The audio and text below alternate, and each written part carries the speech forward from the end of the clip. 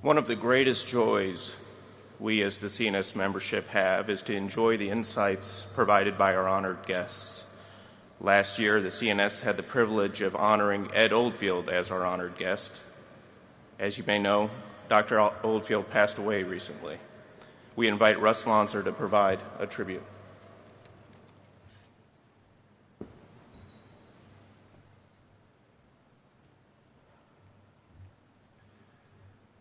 So, as Ashok mentioned, Ed Oldfield was the 2016 Congress of Neurological Surgeons honored guest.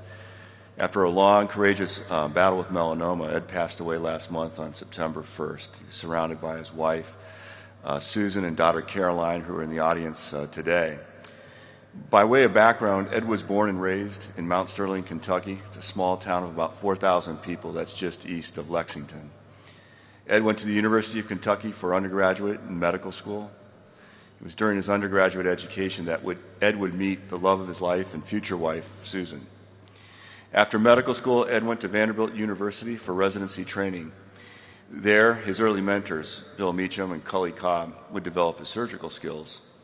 During residency, Ed went to Queen Square for a year to complete his neurology rotation, and there he would meet Valentine Logue, who would hone his observation and examination skills. After his intern year, Ed married Susan in her hometown of Lexington. After finishing residency training, Ed joined an outstanding private practice group in Lexington, Kentucky. After 1 year, Ed made a decision to pursue a more academic path and moved to the National Institutes of Health, or NIH. 5 years after starting at the NIH, Ed became the chief of the surgical neurology branch.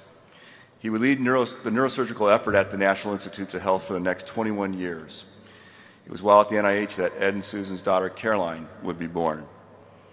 Ed spent the last 10 years of his career at the University of Virginia. There he continued his surgical practice, research, and the mentoring of residents, fellows, and junior faculty.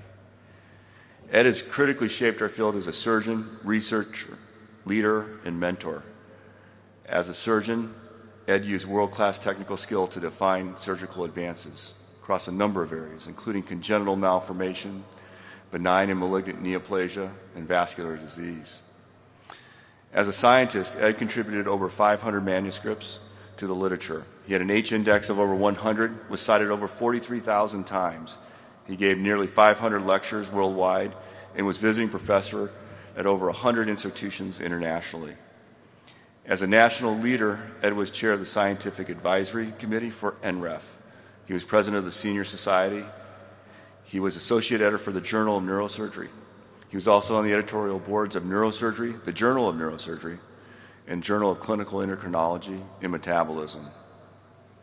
As a mentor, Ed trained over 110 residents and fellows. Over 40 of his trainees have gone on to become professors or lead departments around the world. Based on his accomplishments, Ed won nearly every major specialty award from our national organizations. Ed knew and often expressed that core to all of his success was the love and support of his wife Susan and daughter Caroline. Without them, his accomplishments would not have been possible. While neurosurgery has lost a giant, his legacy will permanently endure through his family, the countless patients whose lives he improved, the biologic insights he discovered, the surgical techniques he advanced, and those fortunate enough to have trained and worked beside him.